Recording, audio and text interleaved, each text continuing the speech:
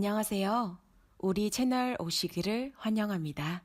결혼 4년차 기혼 여성이에요. 저는 27살, 남편은 31살로 저희는 궁합도 안 본다는 4살 차이로 결혼을 했어요. 그래서인지 처음 남편을 소개로 만났을 때부터 지금까지 저희는 아주 잘 지내고 있답니다. 그런데요, 이렇게 사이가 좋은데도 저에겐 걱정거리가 하나 있었어요. 바로 시댁 때문이었는데요. 저는 얼굴도 뵙지 못했지만 시어머니와 시누이는 시아버지가 돌아가시고부터 아들이자 장남이고 오빠인 남편에게 심리적으로 또 경제적으로 의지를 심하게 하셨어요. 다행히 남편이 단호박처럼 자기 집에 되는 것은 되고 불가능한 것은 안 된다고 얘기를 하고 있어 결혼하고 큰 문제는 없었지만 그게 결혼이 1년이 넘어가니 슬슬 저에게도 영향을 끼쳐와서 얼마 전 큰 일이 있었어요. 저희는 다른 부부가 많이 그렇듯 맞벌이를 하고 있어요. 그래서 자연스럽게 각자의 수입은 각자가 관리하고 생활비와 각종 세금은 절반씩, 그리고 양가에 해드려야 하는 기념일 및 용돈 같은 건 각자가 알아서 하자고 결혼 전부터 합의했어요. 남편은 지금까지도 이름만 들어도 아는 대기업에 다니고 있어요. 저는 직원 2명을 데리고 그 동네에서는 제법 큰 약국을 운영하고 있고요. 시댁은 잠깐 언급했듯 시아버지가 돌아가신 후로 수입이 없으셔서 남편이 결혼하고 매달 150만 원씩 보내드렸고 10년 된 30평대 빌라에서 시누이와 살았어요. 그에 반면 저는 친정아버지가 사업을 하시고 부동산 자산이 꽤 있으셔서 시댁에 비해 경제적으로는 여유가 좀 있는 편이신데 제가 현재 운영하는 약국도 친정아빠가 건물 1층에 자리를 내어주셔서 감사하게도 지금 시세에 말도 안 되는 월세를 내며 하고 있죠. 그뿐만이 아니라 저희가 결혼하고 첫 신혼살림을 차린 집도 친정아빠가 미리 사놓으신 서울 강남의 아파트였는데요. 저 못지않게 남편을 좋게 본 아빠가 저희가 결혼하겠다고 인사를 갔더니 신혼집은 내가 마련해뒀으니 자네는 부담 갖지 말고 혜령이랑 의논해서 같이 신혼살림 장만해. 대신 가전제품이랑 가구는 이왕이면 돈 더 주더라도 좋은 걸로 사고 첫살림이 좋아야 잘 사는 거야 라며 말씀하셔서 저도 남편도 깜짝 놀랐었어요. 저희 아빠는 남편이 아버지를 여의고 실질적인 집안의 가정으로 살아왔다는 것을 대견해하면서도 측은하게 여기셨죠. 아마 당신도 그런 과거가 있었기에 남편에게 장인어른 이전에 아버지의 자리를 채워주고 싶으셨던 것 같아요. 저는 달리 형제가 없어서 저희 집엔 남편이 사위이자 아들인 셈이었어요. 하지만 반대로 시어머니는 유일한 수입원인 아들을 저와 저희 집에 뺏겼다고 생각하시는지 아니면 대기업 다니는 자기 아들이 저에게 아깝다고 생각하시는지 저만 보면 아우 내 아들이 100배는 아깝지 라는 말을 무슨 추임새처럼 내뱉으셨는데요. 당연히 들을 때마다 기분은 나쁜데 남편이 알아서 그런 말 하지 마. 내가 회사 빼면 뭐 하나 내세울 게 있어? 다른 사람들이 들으면 욕해. 라고 시어머니 입을 막아버리니 달리 그것 때문에 화를 낸 적은 없었어요. 하지만 저와 시어머니의 관계가 이렇다 보니 언제나 시한폭탄을 끌어안고 사는 기분이었습니다. 남편의 여동생인 시누이는 아무리 예쁘게 봐주려고 해도 밉상짓을 일삼았어요. 그러던 중 한 번은 친정 엄마랑 백화점에 갔다가 엄마가 예쁘다며 명품 프라다 가방을 사주셨어요. 그 가방을 본 시누이가 제 가방을 힐끔힐끔 보더니 남편이 잠깐 자리를 비우자 대뜸 이런 말을 하더군요. 언니, 그 가방 솔직히 언니랑 안 어울려요. 왜요? 그 가방은 나처럼 20대 초반이 들어야 간지나는데 언니는 곧 있으면 30이잖아요. 괜히 그거 메고 다니다가 어리게 보이려고 안 달랐다는 말 들어요. 그러지 말고 언니는 돈도 많으니까 다른 거 사고 그거 나한테 주면 안 돼요? 이 가방을 달라고요? 솔직히 언니 신혼여행 다녀와서 나한테 뭐 사다 준 것도 없잖아요. 내 친구 올케들은 면세점에서 명품 가방도 사주고 했다던데. 새 거 사달라고 안 할 테니까 그거나 줘요. 콜? 저는 신우이의 논리가 하도 어이가 없어서 할 말을 잃었어요. 그런데 시어머니는 대답하지 않는 제가 답답하다는 듯 자기 가방도 아니면서 콜, 무조건 콜해 라고 말했고 저는 순간 정색하고 이렇게 말해버렸어요. 미안한데 이 가방은 친정엄마가 사주신 거라 줄 수는 없어요. 저희 엄마 눈엔 제가 그렇게 어려 보였나 보죠. 그리고 신혼여행 갔다 오면서 아가씨한테 내가 면세점에서 선글라스 사다 줬는데 사다 준 게 없다고 하니까 기분이 좀 그렇네요. 가방은 아니었지만 그래도 나 딴에는 생각하고 고른 건데. 얘, 넌 돈도 많은 애가 말을 어쩜 그렇게 야박하게 하니? 줄 수 없으면 하나 사준다고 하면 좀 좋니? 시어머니와 시누이는 저희 친정이 잘 살고 제가 월세도 거의 내지 않으면서 약국을 운영한다는 사실을 알고 제가 돈을 아주 많이 버는 걸로 알고 있더라고요. 당연히 그 돈을 자기를 위해 쓸 수 있다고 생각하는 모양이었어요. 사실 따지고 보면 집 명의도 친정 아빠 앞이고 약국도 지금은 아빠 덕에 지출을 줄이고 있는 입장이라 제가 마음에 빚이 있거든요. 그래서 언제까지고 친정의 도움을 받을 수 없기에 제 나름 돈을 모으며 준비를 하고 있는데 그 사실을 알 리 없는 시어머니와 시누이는 저를 무슨 구두쇠 보듯 했어요. 무슨 일이야? 나 없을 때 무슨 말 했어? 자기야, 그게... 아니다. 얘기는 무슨? 아무 얘기 안 했다. 시어머니는 남편이 돌아와 무슨 일이냐고 묻자 서둘러 아무 일도 아니라는 듯 급히 제 입을 막으셨어요.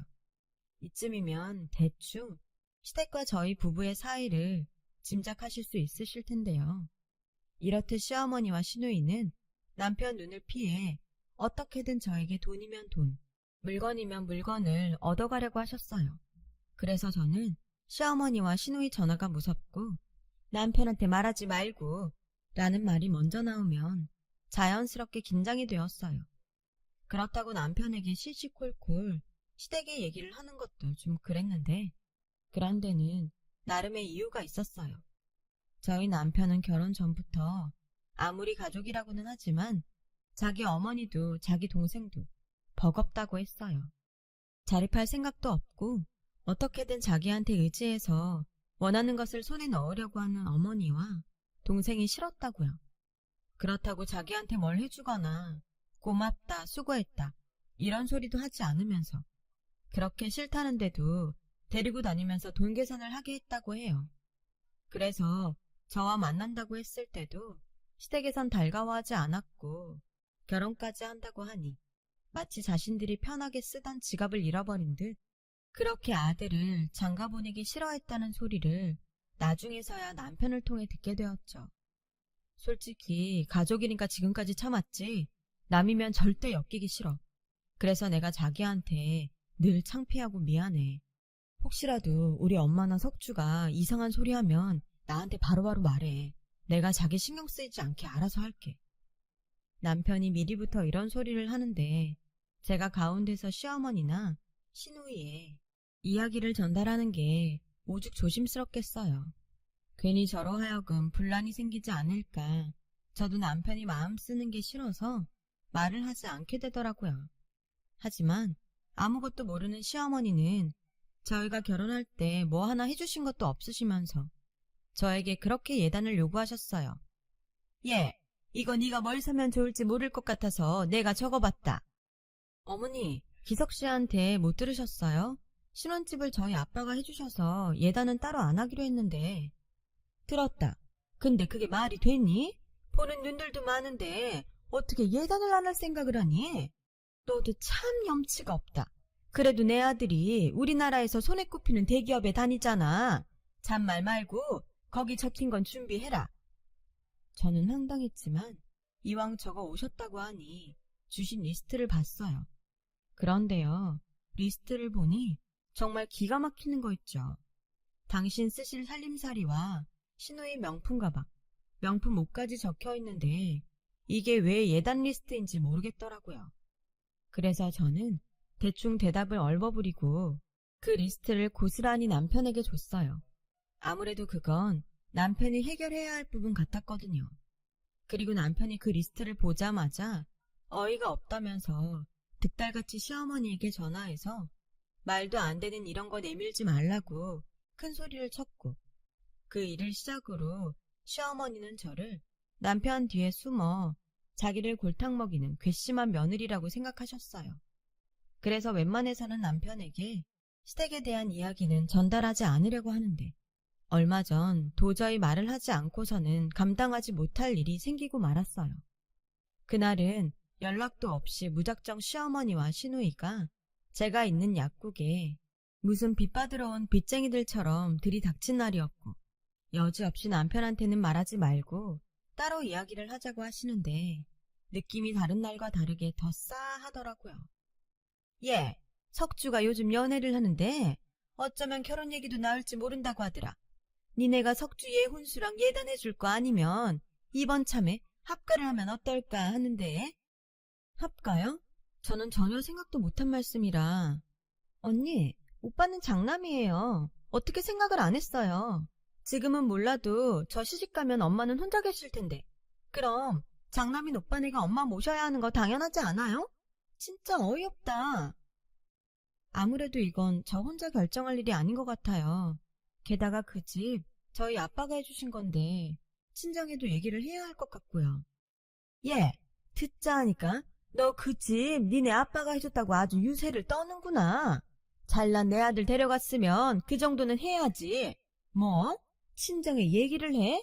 그래서 그 잘난 니네 아빠가 안 된다고 하면 나보고 길에 나 앉으라는 거야 뭐야. 그리고 너 내 아들 믿고 까부나 본데 걔가 내 아들이지 니네 집 아들이니? 걔 속마음은 내가 더 잘 알아. 기석이 걔 지금 우리한테 엄청 미안해. 네가 합가하기로 했다고 말하면 오히려 좋아할 거다. 저는 시어머니의 궤변에 황당히 말이 나오지 않았어요. 그래서 웬만해서는 남편한테 시댁에 대해서는 나쁜 소리 하지 않으려고 했지만 이번 일은 그럴 수가 없어서 남편에게 낮에 있었던 이야기를 모두 했고, 혹시라도 남편도 합가를 원하면 고려해보겠다고 했는데 남편은 저보다 펄쩍 뛰며 단단히 화가 나서 저에게 시댁으로 가서 단판을 짓자고 했어요. 그렇게 시댁에 간 저희 부부는 마치 미리 예상이라도 한 듯 놀라지도 않은 시어머니와 시누이를 보며 이야기를 시작했는데요. 석주 너 결혼하는 거 맞아? 네 나이가 몇인데 벌써 결혼 얘기를 해. 너 졸업하고 직장 다닌 지 1년도 안 됐잖아. 그래서 오빠는 지금 내가 거짓말한다는 거야? 나 연애하는 거 맞고 그 사람이 먼저 결혼하자고 했어. 그럼 그 남자도 지금 당장 오라고 해. 그래야 확실하게 앞으로 어떻게 할지 이야기를 하지. 오빠는 동생 망신시키라고 작정을 했니? 쪽팔리게 어디로라고 해. 그리고 지금 올케 언니 말만 듣고 오빠 이미 화났잖아. 근데 무슨 얘기를 하지? 그래, 아무리 급해도 그렇지. 내가 말한 지 얼마나 됐다고 지 남편 앞장 세워서 시댁에 들이닥치니? 너도 참 생각이 없다. 돈만 많으면 뭐해. 사람이 별론데. 엄마, 이 사람한테 막말하지 마. 그리고 처음부터 그런 일을 나 없이 말한다는 게 말이 돼? 그것도 장인어른이 사주신 우리 집에? 누가 사줬건 내 아들이 살고 있는 내 아들 집이잖아. 엄마가 아들 집에도 못 들어가니? 막말로 내가 석주 얘 결혼시킬 돈이 있어? 집이라도 팔아야 혼수든 예단이든 해줄 거 아니야. 그렇게 합가하기 싫으면 너희가 혼수랑 예단 다 해줘. 어디 가서 꿀리지 않게 책임지고 해주라고. 엄마, 그 남자가 결혼하겠다고 인사는 왔어? 그 남자 얼굴은 봤냐고. 봤어, 사진으로. 하우대 멀쩡하더라. 얘 말로는 돈도 있는 집이래. 시집만 가면 걱정 없겠더라고. 저는 옆에서 대화를 듣는데 이런 말 미안하지만 한심하게 보였어요. 얘기를 더 들어보니 시누이가 남자를 만나는 건 맞지만 그 남자가 그냥 한 말에 시누이는 진짜로 믿는 것처럼 보이더라고요. 시누이는 이제 취업한 지 얼마 되지 않아서 월급이 적은데 돈도 쥐꼬리만큼 주면서 시키는 게 많다고, 또 집이랑 직장이 거리가 멀어서 힘들어 죽겠다고 항상 불만이 많았고, 이참에 시집을 가게 되면 일도 하지 않고 편하게 편하게 살 수 있을 거란 기대를 하는 것 같았어요. 제가 이 정도인데 남편은 오죽하겠어요. 남편은 더 이상 대화가 의미 없다고 생각했는지 자기가 먼저 쐐기를 박듯 이렇게 말했어요. 나 지금까지 엄마랑 석주 때문에 힘들게 살았어. 이 사람 있는 데서 말하는 거 창피하긴 한데 그래도 지금은 말해야 할 것 같아. 엄마, 나 결혼한다고 하니까 앞으로 생활비는 어떡하냐고. 나한테 다달이 생활비 주지 않을 거면 결혼할 생각도 하지 말라고 했지. 그래서 내가 지금 150씩 드리고 있는 거잖아. 솔직히 내가 그 돈이 안 아깝겠어? 그래도 그 돈 드리면 나 이 사람 건드리지 않을 거라고 생각했는데 아니잖아. 나 솔직히 작정하면 당장 다음 달부터 안 드릴 수도 있어. 근데 왜 내가 여지껏 참았는지 알아? 돌아가신 아버지 때문이야. 엄마는 늘 나한테 뭐라도 뜯어가려고 하지만 아버지는 항상 엄마 몰래 뭐든 챙겨주시라고 했어. 나중에 나도 가장이 되면 갖고 싶은 것도 참고 때론 희생도 하게 될 수도 있다고. 당신이 계시는 동안은 장남이라고 부담 갖지 말라고. 근데 그런 아버지가 돌아가시면서 나한테 뭐라고 하셨는지 알아? 엄마랑 석주 부탁한다고, 미안하다고 그러시면서 눈 감으셨어. 내가 그때 아버지 말만 아니었어도 나 진작에 도망갔다고. 야, 150이 돈이냐? 그래, 너 잘했다. 네 아버지가 그렇게 너한테 부탁을 했으면 150이 아니라 1500도 아깝다고 생각하지 말고 해줘야 하는 거 아니야? 지하에 있는 네 아버지가 원통해야겠다. 석주에 네가 준 돈들은 택도 없어서 학자금 대출까지 받았어. 꼴랑 150 줘놓고 너 너무 오버하는 거 아니냐? 너가 정 학가가 싫으면 석주빚 네가 갚아주고 앞으로 생활비 300 정도는 줘야 될 것 같다. 엄마는 아들이 무슨 은행이야? 내가 그 돈 주고 나면 나한테 뭐가 남아. 계속 이런 식으로 나오면 생활비고 뭐고 아무것도 없어. 합가? 지금도 이런데 무슨 꼴을 더 보자고 그런 소리를 해. 나 솔직히 이대로 영 끊으면 더 좋거든? 나도 할 만큼 했어. 석주도 졸업하고 돈 버니까 나 이만하면 아버지랑 한 약속 잘 지킨 것 같아. 이제부터는 딱 끊고 살 테니 그런 줄 알아. 남편은 제가 본 중에 가장 많이 화가 난 얼굴로 제 손을 잡고 시댁을 나왔어요. 어찌나 화가 났는지 이대로 운전대를 잡으면 위험할 것 같아서 제가 운전을 하고 집에 왔는데 신호에 걸려 남편을 힐끔 보니 남편이 손으로 얼굴을 가리고 울고 있더라고요. 사실 뵙지는 못했지만 남편에게 돌아가신 시아버지가 정신적인 지주였어요. 성품도 고드시고 당신도 힘들지만 당신보다 더 힘든 사람 일에는 발벗고 나서시는 분이었다나 봐요. 그런 아버지가 돌아가시면서 남겨진 가족들을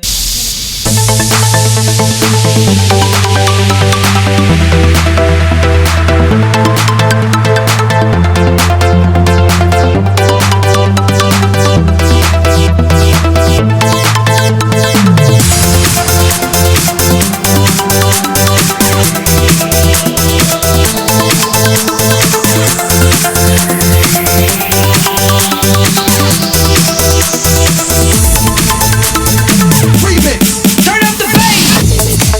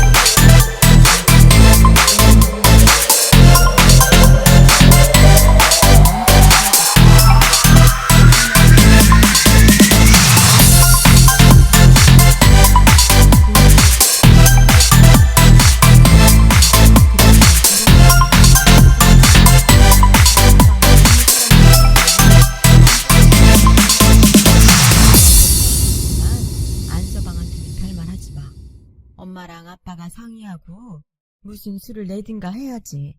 너희는 자식이니 함부로 해도 우린 사돈이니 함부로 하진 못할 테니까. 엄마, 미안해. 잘 사는 모습 보여줘야 하는데. 너희가 잘못한 것도 아닌데 뭘 미안해. 힘든 일 있으면 엄마 아빠한테 의지해. 괜히 말도 안 하고 너희끼리 소갈이 하는 게 더 불효야. 너도 그렇고 안서방도 우리한테는 자식인데 당연히 엄마 아빠가 나서야지. 저는 엄마 말에 힘을 얻고 집으로 돌아왔어요. 그리고 모처럼 우리 서방 맛있는 음식이라도 해줘서 기운 내게 해주고 싶었는데 그날 남편이 더는 저에게 피해주고 싶지 않다며 이혼 서류를 가지고 왔더라고요. 이런 선택을 하고 싶지는 않았는데 석주한테 엄마가 집 내놨다는 말을 들었어. 아마 그 성미에 그냥 밀고 들어올 작정인 것 같은데 나 더 이상 자기랑 자기 부모님한테 패키치고 싶지 않다. 우리 이혼하자. 아무래도 이게 최선인 것 같아. 나 같은 사람은 처음부터 결혼 같은 건 하면 안 되는 거였어. 자기야, 이게 말이 된다고 생각해? 우리 둘이 좋아서 결혼했는데 왜 이혼을 우리 문제가 아닌 다른 이유로 하재? 이건 아니지. 우리 가족이잖아. 패키치는 게 어딨어. 오늘 우리 엄마가 그러더라. 자기도 자식이라고. 오히려 이러는 게 나는 더 서운해. 그날 남편도 저도 얼마나 울었는지 몰라요. 그리고 남편한테서 오늘 낮에 저희 아빠가 갑자기 점심이나 같이 먹자고 하더니 괜찮다고 사양을 해도 신용카드를 한 장 주시더래요. 남자가 주머니에 돈 없으면 어쩐지 기가 죽고 그래. 듣자 하니 집에 생활비도 보낸다며. 이거 들고 필요할 때 써. 사용 내역 나한테 안 오게 했으니까 괜히 눈치 볼 것도 없어. 갖고 싶은 거 있으면 장인어른이 사주셨다 생각하고 써. 가끔 그 돈으로 혜령이한테 기분도 내고. 여자들은 그런 추억으로 사는 거거든. 저 괜찮습니다. 마음만 받을게요. 지금도 너무 많이 받고 있어서 죄송해요. 내가 주고 싶어서 주는 건데 뭘 죄송해. 난 아들이 없어서 자네가 있어서 너무 좋아. 이제 목욕탕 가도 자네랑 같이 남탕에 가면 되잖아. 여자들은 씻는데도 오래 걸리고 그거 혼자 기다리면서 심심해 죽겠다고 생각했는데 이젠 자네가 있어서 얼마나 좋은지 아나? 그렇게 저희 아빠를 만나고 그 카드를 도저히 쓸 수가 없어서 고이 지갑 안쪽에 넣어놨었다고요. 그 와중에 저를 만나고 헤어진 시누이가 지 분에 못 이겨 남편에게 시어머니가 집을 내놨고 저에게 합가 준비를 하라고 했다고 말을 했다는 거예요. 석주한테 그 말을 듣고 얼마나 기가 찼는 줄 알아? 피 하나 섞이지 않은 아버님은 날 아들 생긴 것 같다고 뭐든 해주시려고 하는데 정작 내 진짜 가족은 내 등에 빨대를 꽂잖아. 난 전생에 나라를 팔아먹었나 봐. 그 반대인 것 같은데 전생에 무슨 덕을 쌓았길래 나랑 우리 엄마 아빠를 만났어? 기다려봐. 자기한테는 미안한데 아까 나도 하도 답답해서 엄마한테 얘기했거든. 엄마가 아빠랑 상의해서 답을 주겠대. 자기 자존심 상할 것 같아서 말 안 하려고 했는데 이번 한 번은 염치 없어도 우리 집 도움 받자. 그리고 다시는 이런 거 가지고 오지 마. 이혼을 하겠다 싶으면 서류는 내가 들고 올 거니까. 저는 농담처럼 그리고 진심을 다해 남편을 위로했어요. 그리고 며칠 후 시어머니는 당신 집이 팔렸다며 이사 날짜를 저에게 통보하셨고 저는 친정엄마가 시킨 대로 알겠다고 했어요. 무슨 꿍꿍이야? 어쩐 일로 순순히 알겠대? 아무튼 나랑 석주 들어갈 방 2개 비워놔라. 설마 한 방 쓰게 할 생각이면 어림없다. 그리고 내가 쓰던 것들은 다 낡아서 버리고 갈 거니까 네가 알아서 가구도 좀 사고 방도 좀 꾸며라. 너 시집 올 때 집 해왔다고 아무것도 안 했잖아. 이번 기회에 그거 한다고 생각해. 가만히 듣고 있으니 시어머니는 자기 혼자 신나서 선을 넘나드셨는데 사실 저희는 이미 그 집을 팔고 친정집으로 이사를 왔어요. 혜령아, 너랑 안서방만 괜찮으면 당분간은 우리 집 2층에서 지낼래? 한 1, 2년 정도 지내면서 다른 곳 알아보면 어떨까 하고. 네 아빠랑도 얘기했다. 우리랑 같이 지내면 너희 시어머니 합가하자는 소리도 못할 거고 안서방만 괜찮다고 하면 이참에 그 여자 버릇 좀 고쳐보자. 엄마도 사람이 못 됐는지 내 새끼들 힘들게 하는 사람 나도 괴롭히고 싶다. 물론 안서방이 내켜하지 않으면 어쩔 수 없지만 엄마 아빠 마음은 그래. 저희 남편은 당연히 저희 친정 부모님이 하자는 대로 하겠다고 했어요. 그리고 오히려 친정 부모님과 함께 산다고 생각하니 자기는 가족의 울타리로 들어가는 것 같아서 좋다고 하더라고요. 그 길로 이사를 진행했고 저희가 살던 아파트는 내놓자마자 바로 계약이 되었어요. 드디어 시댁이 이삿날이 밝았어요.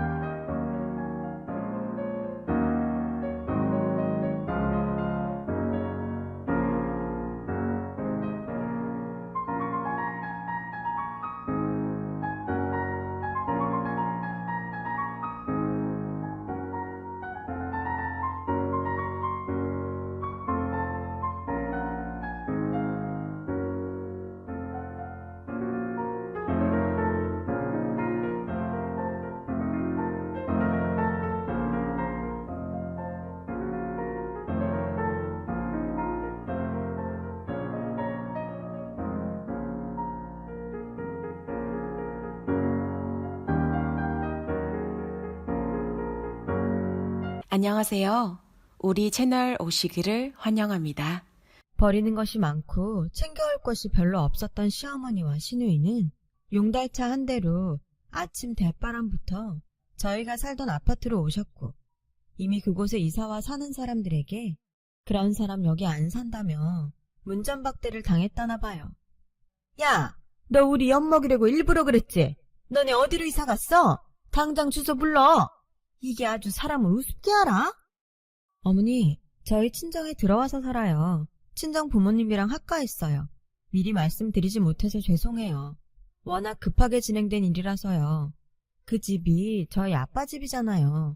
아빠가 그 집 하신다는데. 저희라고 별 수 있나요? 그래서 저희도 갈 곳이 없어서 친정에 얹혀 살아요. 어머니도 갈 곳 없으시면 여기로 오셔서 저희랑 같이 얹혀 사실래요? 뭐라고? 너 일부러 그랬지?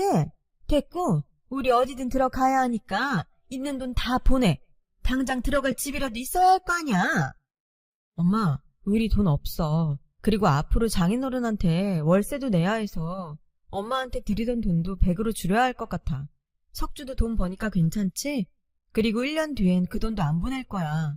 우리도 집 구해서 나가야지. 그렇게 돈 많다고 자랑하더니 네 처가에서 월세를 내래? 그리고 니들 살 집도 안 해준다고? 엄마가 자꾸 눈독 들여서 안 해주신대. 지금도 하마터면 자기 집에 엄마가 들어와서 살 뻔했다고 그 집 정리하신 거야. 무슨 이런 거지 같은 경우가 다 있어. 넌 그 소리 듣고도 가만히 있었어? 가만히 있었어. 만약 나라도 그랬을 거니까. 엄마, 이제 제발 거지 말고 사람답게 살아. 살던 집 팔고 오늘 잔금 받았지? 그 돈으로 앞으로 지낼 집 구해. 이번 기회에 집도 좀 줄이면 더 좋겠네. 엄마, 끊어. 그리고 앞으로 돈 얘기는 무조건 안 들어드릴 거니까 얘기도 꺼내지 마. 엄마, 나 지금 너무 행복해. 여기선 내가 돈이 아닌 자식 같거든. 제발 부탁인데 나도 좀 사람답게 살자. 엄마가 좀 도와주라. 그래, 너 네 엄마랑 네 동생 어떻게 되든 상관하지 말고 혼자 잘 먹고 잘 살아. 우리도 더 이상 너 가족으로 생각하지 않을 테니까. 저 혼자 잘 살겠다고 가족도 버린 네가 얼마나 잘 사나 내가 똑똑히 두고 볼 거야. 그 사람들이 지금은 잘해주는 것 같지? 그래도 남은 남이야. 가족 없으면 얼마나 서러운데. 너 그때 우리 찾아와도 우린 너 절대 받아주지 않을 거다. 이 망할 자식. 네 아버지도 지금 지하에서 피눈물을 흘리고 있을 거야. 시어머니는 그 말을 끝으로 전화를 끊으셨어요.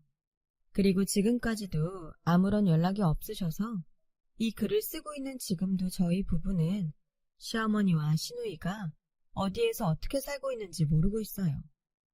에휴, 어디서 어쩌고 계시나. 내가 먼저 연락드려야 하는데.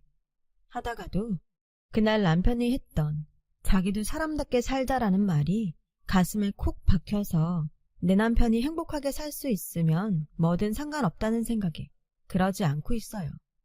그냥 시누이의 SNS를 통해 그게 진짜인지 꾸며낸 거짓인지는 모르겠으나 그럭저럭 사는 것 같고, 만약 어느 날 갑자기 시어머니든 시누이든 연락이 온다면 그들이 달라져 있지 않은 한 저도 그렇고 남편도 절대 받아주지 말자고 서로 합의를 했어요. 여태 당했던 대로 또다시 당할 수는 없으니까요. 그리고 원래 계획대로라면 내년에는 저희가 모은 돈으로 새로운 집을 알아봐야 하는데, 제가 얼마 전 아이를 임신해 저희의 분가는 아이가 초등학교 갈 즈음으로 완전히 밀리고 말았어요. 남편도 그렇고 저희 부모님도 원래 떨어져 살고 싶지 않았다면서 3명이 한편이 되어 있더라고요. 여기가 친정인지 시댁인지 행복한 질투가 다 날 정도예요. 우리 안서방 좋아하는 갈비탕 끓여야지. 엄마, 나는 육개장이 좋은데. 그런 자극적인 거 몸에 안 좋아. 갈비탕 먹자. 주말에 안서방 낚시 어떤가? 안 돼. 주말에 이 사람 나랑 쇼핑하기로 했어. 안서방, 쇼핑보다는 낚시가 더 유익하지 않나? 솔직히 남자가 쇼핑 따라가봤자 뭔 재민가? 우리 낚시 가세. 가서 내가 맛있는 매운탕 끓여줄게. 응? 이런 식이라니까요. 이걸 보고 있으면 흐뭇하면서도 살짝 서운한 게 뭐라고 표현하기가 참 어려워요. 그리고요, 바로 어제 저는 시아버님에게 뱃속의 아가 소식도 알려드릴 겸 남편하고 납골당을 찾아갔어요. 참 생각이 많아 보이는 남편 옆에서 저는 차마 목소리는 내지 못했지만 속으로 이런 말씀을 드렸어요. 아버님, 남편을 이 세상에 태어나게 해주셔서 감사합니다. 제가 이 사람 아프지 않고 행복하게 해줄게요. 그리고 앞으로 태어날 저희 아가도 착하고 멋진 남편을 닮을 수 있도록 해주시고, 무엇보다 앞으로는 시어머님이랑 아가씨와 잘 지낼 수 있도록 아버님이 두 사람 정신 좀 차리게 도와주세요. 그래야 남편도 가족들 보고 살 수 있죠. 그럼 저는 평생 아버님 며느리로 충성하고 살겠습니다. 이 기도가 부디 꼭 하늘에 계신 시아버지에게 닿을 수 있었으면 좋겠어요. 그래서 우리 남편이 지금보다 더 많이 행복할 수 있었으면 저는 더 이상 바랄 것이 없을 것 같아요. 지금까지 저의 사연 들어주셔서 감사합니다.